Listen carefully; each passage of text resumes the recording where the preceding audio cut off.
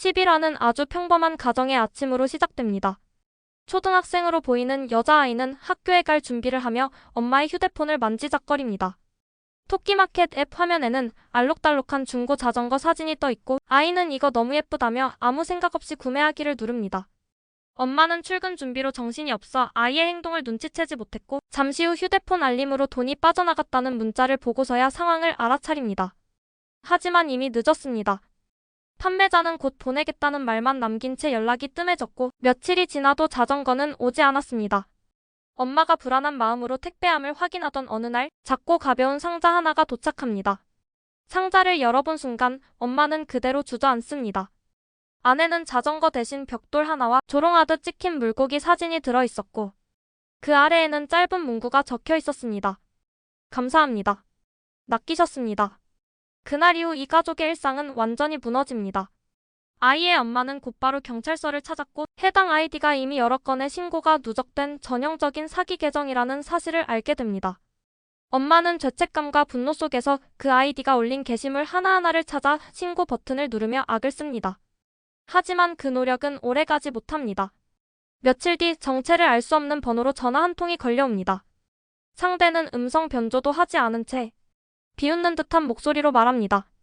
아주 열심히시던데요? 덕분에 재밌었습니다. 그는 아이의 엄마를 조롱하며 이미 모든 준비가 끝났다고 말합니다. 그리고 그 말은 곧 현실이 됩니다. 사기 계정의 모든 거래 내역과 흔적이 아이 엄마의 정보로 뒤바뀌어 있었던 겁니다. 대포폰, 대포통장을 이용해 모든 범죄의 출구를 그녀에게 연결해둔 것이었습니다. 피해자들은 하나둘 아이 엄마의 집을 찾아오기 시작합니다. 당신 때문에 돈 날렸어요. 당장 내놔. 멱살을 잡히고 집 앞에서 고함을 듣고 아이 앞에서 모욕을 당하는 날들이 이어집니다.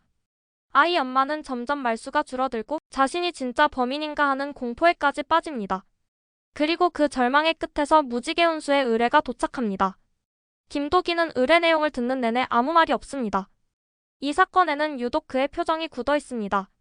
물리적인 폭력도 조직 범죄도 아닌 일상 속에서 누군가의 삶을 망가뜨리는 범죄였기 때문입니다. 장 대표는 조용히 말합니다. 요즘 세상에서 제일 비열한 놈들이지. 칼도 안 들고 사람을 죽여. 조사가 시작되지만 상황은 쉽지 않습니다.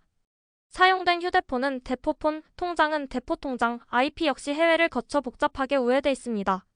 고은은 고개를 젓습니다. 이건 자피라고 만든 범죄가 아니에요. 그런데 그때 아주 작은 단서 하나가 떠오릅니다.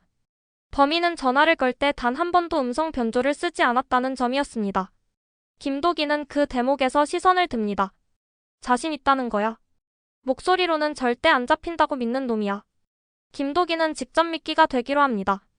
이번엔 택시기사가 아니라 또 다른 피해자의 모습으로 접근합니다. 온라인 중고거래 게시판에 일부러 허술해 보이는 구매 문의를 남기고 범인이 연락해오기를 기다립니다. 얼마 후 전화가 옵니다. 익숙한 조롱 섞인 말투. 김도기는 아무 말 없이 그 목소리를 듣습니다. 숨소리 말끝을 흐리는 습관, 웃을 때 미묘하게 올라가는 톤. 그는 이미 머릿속에 퍼즐을 맞추고 있습니다. 통화가 끝난 뒤 김도기는 고은에게 말합니다. 이놈 혼자야. 그리고 자기가 똑똑하다고 믿는 놈이지. 조사를 이어가며 드러난 진실은 더 충격적입니다. 범인은 거대한 조직이 아니라 중고거래 사기로 돈을 벌며 그 과정 자체를 사냥처럼 즐기는 인물이었습니다. 피해자들이 절망하는 순간 그 반응을 보며 쾌감을 느끼는 타입이었습니다. 그래서 그는 굳이 전화를 걸어 상대의 마음을 한 번 더 짓밟았습니다. 무지개 운수팀은 범인이 결국 자신의 목소리를 과시하고 싶어 한다는 점을 이용합니다. 김도기는 마지막으로 직접 만남을 유도합니다. 고가의 물건을 거래하겠다는 제안, 현장 직거래라는 조건.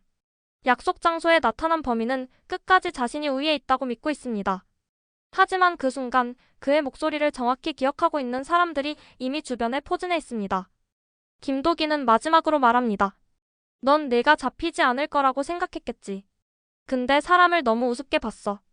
경찰이 들이닥치고 범인은 그제야 상황을 깨닫습니다. 도망치려 하지만 이미 늦었습니다. 아이 엄마는 무혐의 처분을 받고 아이의 손을 꼭 잡은 채 집으로 돌아옵니다.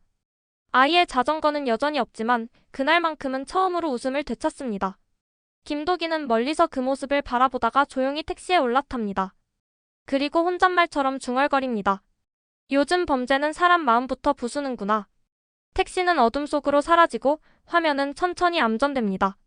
11화는 그렇게 사기라는 이름의 범죄가 얼마나 잔인할 수 있는지를 보여주며 끝납니다. 여기까지 예상 줄거리였습니다. 감사합니다.